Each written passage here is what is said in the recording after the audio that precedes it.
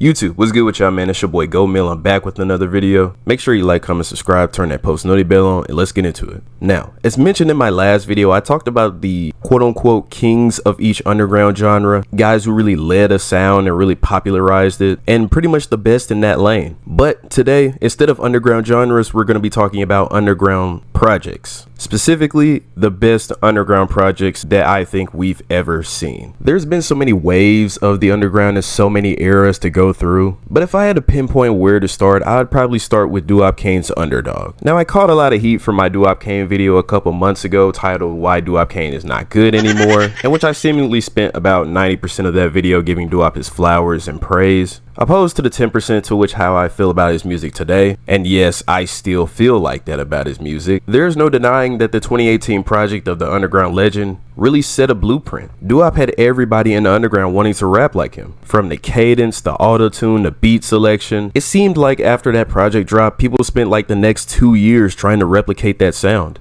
Underdog, in my opinion, is Doo-Wop's best project up to date, and while I don't think Doo-Wop will ever get back to this quality and status, it doesn't really matter, as I'm pretty sure it doesn't really affect him and that he's content with being the underground legend that he is and that the impact that he's put on. The next underground project that I wanted to talk about was the What We Have EP by Summers, and I know a lot of people might go with Nothing More, Nothing Less with Summers, but I think What We Have kind of edges this a little bit. If you were to try to explain Plug and Beat to a random underground listener, this is definitely the project that you have to show them, as it really doesn't get more pure than this. The production is so simple but so crisp at the same time, and while Summers obviously isn't the best vocalist out there, he certainly had a lot of memorable and relatable lines on this EP. Just overall short and sweet, only 6 songs, and what I consider to be probably his best work till this day. The next underground project I wanted to talk about was Ken Carson's Project X. As when Ken released this at the time, it seemed like he just skipped everybody in the line to be the best of the best in the underground. Ken being heavily into the rage genre at the time, he was truly one of the few that could keep making this sound and it never really got boring or oversaturated. Project X really gave us a lot, starting off with the colorful opener of Who's Next, followed by the spiraling rock and roll, songs like Run Plus Ran, Hella, Clutch. There's a lot, I mean, I could keep going. When the rage genre was really at its peak, I feel like Ken really stepped out and made himself the king of this genre, while so many others were just riding a wave. The next project I wanted to talk about was Free Wave 3 by Lucki. We all know Lucki's 2019 run was crazy, but I have a question for you guys. Do you think his 2022 run could be on the same caliber? I mean, in 2022, he would release singles such as Why Not, Super Urus, New Drink, Meet Me There, and Coincidence, along with his album Flawless Like Me. And while I think Flawless Like Me doesn't hold up to the caliber to those 2 albums in 2019, he was really on a crazy run with these singles. So yeah, Lucki's 2019 run against his 2022 run. Which one is more iconic? But enough about 2022, we're here to talk about Free Wave 3.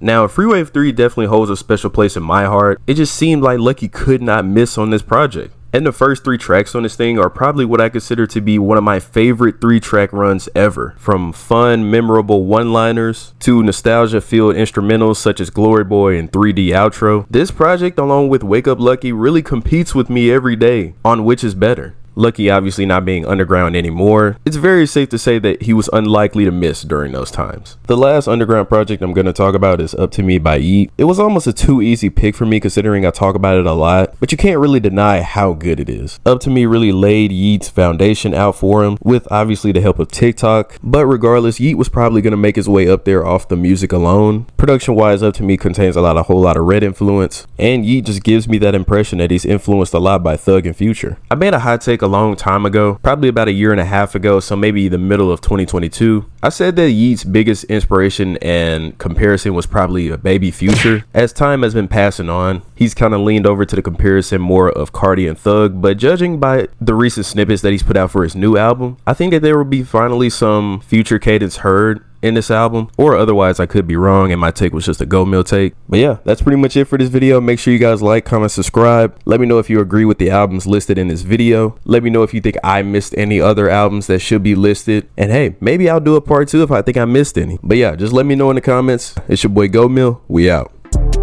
I had to comfort all my problems, and if I said it that many, you know that forever I got you. Speeding down the highway, run no go, and I fire that shit up and I pass it around, cause you know that my shot time. I'm enjoying this cycle, cause this shit on me. I put some VVS all on my teeth, cause I feel like I'm wheezing.